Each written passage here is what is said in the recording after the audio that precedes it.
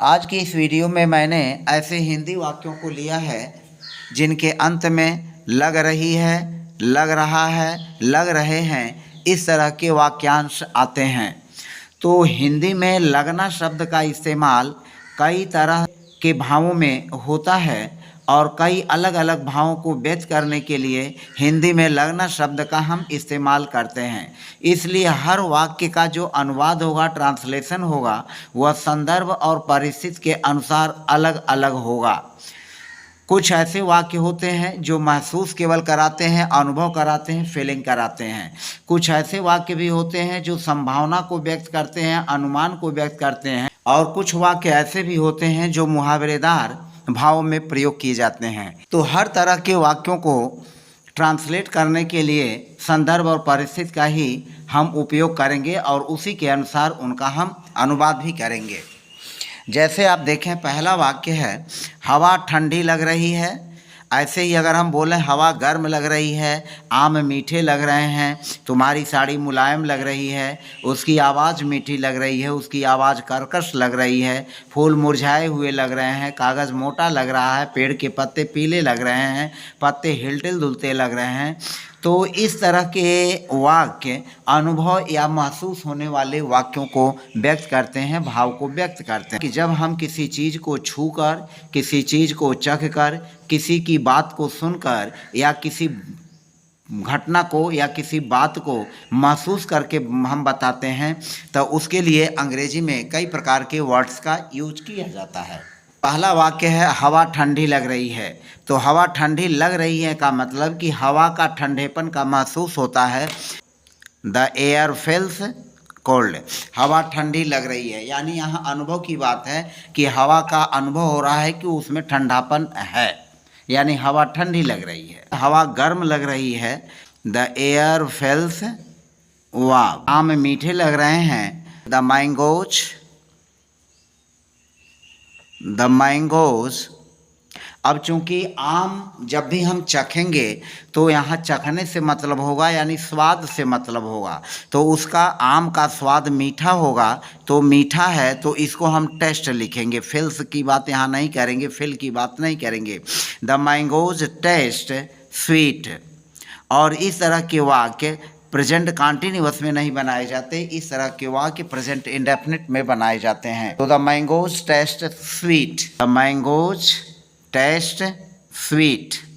तुम्हारी साड़ी मुलायम लग रही है, योर साड़ी। अब साड़ी अनुभव होगा मुलायम होने में, तो फील्स का यूज करेंगे। Your sari feels soft, your sari feels soft.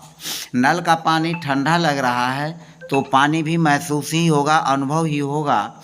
The tap water, इसको लिखेंगे the tap water feels cold, the tap water feels cold। उसकी आवाज़ मीठी लग रही है, तो इसको हम लिखेंगे उसकी आवाज़ मीठी लग रही है, तो हर वॉइस। और यहाँ मीठी लग रही के लिए साउंड का यूज करेंगे, लग रही है के लिए sound. Her voice sounds sweet, her voice sounds sweet. उसकी आवाज़ कर्कश लग रही है, तो इसको भी लिखेंगे हीज वॉइस या हर वॉइस, कोई भी यूज कर लेंगे। His voice sounds harsh, his voice sounds harsh. उसकी आवाज़ कर्कश लग रही है। फूल मुरझाए हुए लग रहे हैं, तो लिखेंगे the flowers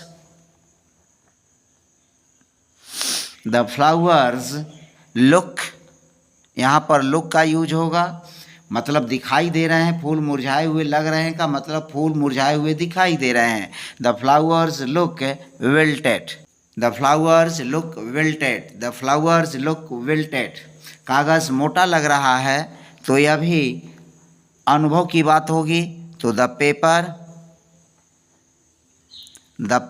feels thick, the paper feels thick, the paper feels thick, the paper feels thick। पेड़ के पत्ते पीले लग रहे हैं, पेड़ के पत्ते पीले लग रहे हैं। The trees leaves, the trees leaves look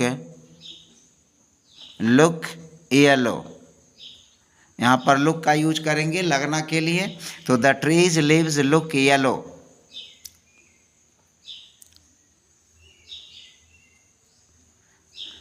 पत्ते हिलते डुलते लग रहे हैं, तो यहाँ पर लिखेंगे द लीव्स लुक, लग रहे हैं, द लीव्स लुक लग रहे हैं, हिलते डुलते, तो कैसे, like they are swaying, like they are swaying, the leaves look like they are swaying। अब यहाँ पर देखें इन वाक्यों को, लग रहा हुआ घर जा रहा है, लग रहा सर्दी पड़ेगी, लग रहा हुआ मेरी बात नहीं मानेगा। तो इस तरह के हिंदी सेंटेंस जिनमें लग रहा हुआ घर जा रहा है, लग रहा है सर्दी पड़ेगी, लग रहा है वो मेरी बात नहीं मानेगा, लग रहा है तुम्हें याद दिलाना पड़ेगा, तो ये सारी चीज़ें संभावना को व्यक्त करती हैं। तो यहाँ पर लग रहा है तो इसको लिखेंगे इट सीम्स, लग रहा है। अब फिर उसके बाद यूज करेंगे लाइक का, इट सीम्स लाइक का यूज कर लेंगे। फिर वह घर जा रहा है, he is going home, simple way में लिख देंगे ही इज़ गोइंग होम। कहने का मतलब कि हम बाद का पूरा वाक्य अपने टेंस के हिसाब से लिख लेंगे और उसके पहले लाइक का यूज करेंगे, और लग रहा है के लिए लिखेंगे इट सीम्स। लग रहा है सर्दी पड़ेगी तो इसको लिखेंगे it seems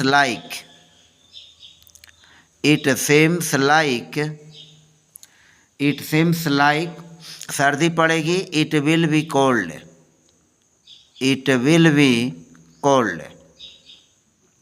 it seems like it will be cold. लग रहा है वह मेरी बात नहीं मानेगा, तो इस वाक्य को आप देखें दो प्रकार से बना सकते हैं। लग रहा है इट सीम्स लाइक का यूज कर लेंगे, और उसके बाद वह मेरी बात नहीं मानेगा फ्यूचर इंडेफिनिट का, तो he won't listen to me. लग रहा है वह मेरी बात नहीं मानेगा, it seems like he won't listen to me. अब उसके बाद क्या करेंगे, लग रहा है कहते हैं I think he won't listen to me, he won't listen to me, I think he won't listen to me. लग रहा वो मेरी बात नहीं मानेगा। लग रहा है तुम्हें याद दिलाना पड़ेगा, इसको लिखेंगे इट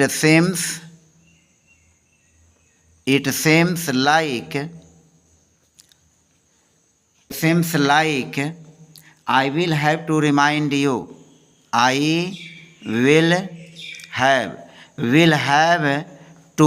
have to का मतलब होता है पड़ेगा, will have to का मतलब हुआ पड़ेगा, तो I will have to remind you। It seems like I will have to remind you, लग रहा है तुम्हें याद दिलाना पड़ेगा। फिर अब नेक्स्ट चलते हैं, आँख लग रही है, तो यह मुहावरेदार भाषा में है। आँख लग रही है मतलब मुझे नींद आ रही है, तो I am feeling sleepy, I am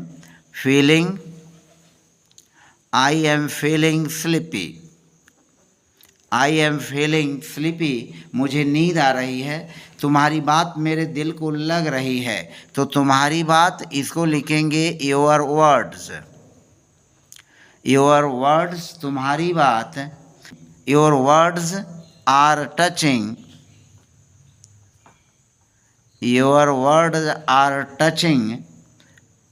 my heart, your words are touching my heart, तुम्हारी बात मेरे दिल को लग रही है। तो इस तरह से हमने 17 सेंटेंसेज के माध्यम से आपको लगना यानी लग रहा, लग रही, लग रहे वाले वाक्यों को हिंदी से इंग्लिश में बनाने के बारे में चर्चा किया।